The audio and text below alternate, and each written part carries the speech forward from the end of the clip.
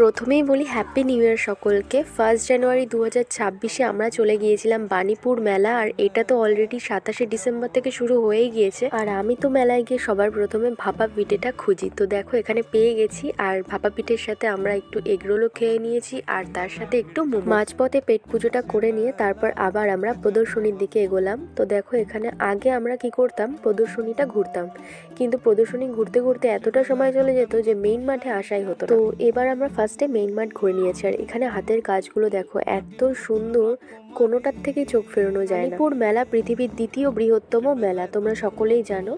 আর বাণীপুর মেলা চলছে 4 জানুয়ারি পর্যন্ত। তো যারা এখনো আসোনি তারা অবশ্যই কিন্তু একবার ঘুরে যেও, সবার খুব ভালো লাগবে। বাণীপুর মেলাটা এতটাই বড় যে তোমাদের শর্টসেও সবটা দেখানো সম্ভব না, আর ঘুরেও তোমরা 2-1 ঘন্টার মধ্যে শেষ করতে পারবে না। তার মধ্যে এই ফুলের দোকানের সামনে গেলে এখান থেকে আর সরতেই মন চায় না। আর এগুলো হলো আমার মেলার কেনাকাটা।